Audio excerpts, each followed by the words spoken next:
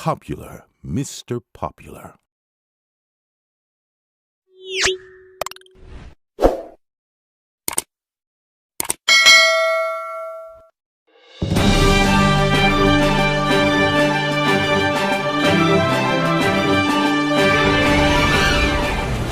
Assalamualaikum warahmatullahi wabarakatuh.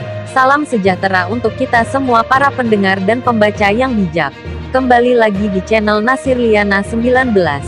Channel yang menyajikan berita-berita menarik baik di kalangan internasional maupun nasional. Kali ini kita akan membahas satu negara yang subsidi BBM-nya dicabut langsung oleh presidennya yang baru saja diangkat. Anda penasaran? Ya, saya pun penasaran. Sebelum kita lanjut pada pembahasan, jangan lupa tekan like, share, and subscribe-nya. Selamat menyaksikan.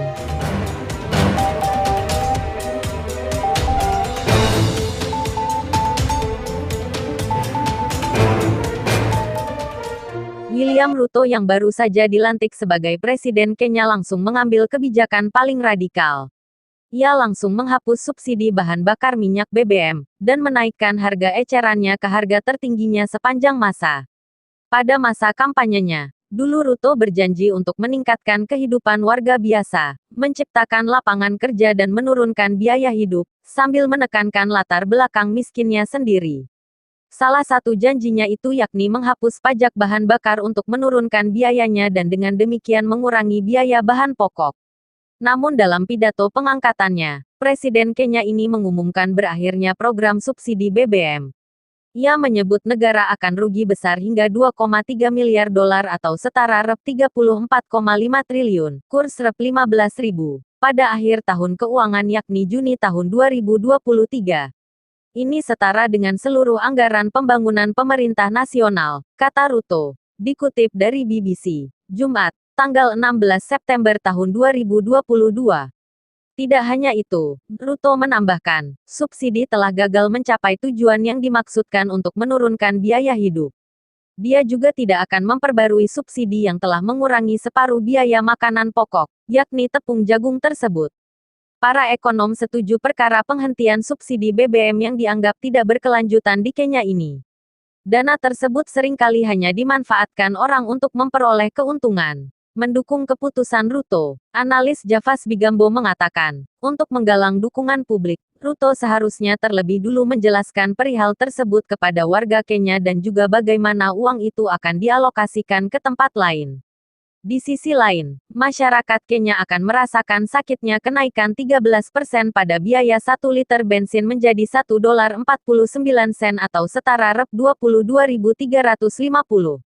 Dampaknya pasti akan terasa karena harga segalanya pasti akan naik, kata analis Herman Manyora. Manyora mengatakan, tidak perlu terburu-buru mengambil keputusan besar seperti itu bahkan sebelum pemerintahan baru terbentuk karena hal itu membuatnya tampak seakan-akan keputusan sepihak, daripada keputusan pemerintah yang dipikirkan dengan matang. Kondisi ini mendatangkan berbagai reaksi di media sosial. Dalam masa awal kepemimpinannya ini, Ruto beresiko kehilangan dukungan, setelah menang tipis dalam pemilihan bulan lalu. Saya berhenti mengemudi untuk bekerja beberapa bulan yang lalu dan sekarang saya khawatir perjalanan saya akan menjadi terlalu mahal jika Matatus kendaraan layanan umum menaikkan tarif, kata warga Nairobi John Maina.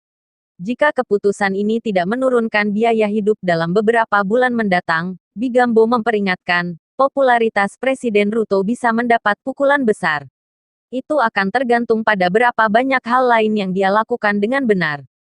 Jika keputusan itu tidak menurunkan biaya hidup dalam 6 hingga 8 bulan ke depan, maka kegembiraan warga biasa tidak akan bertahan lama, ujar Bigambo.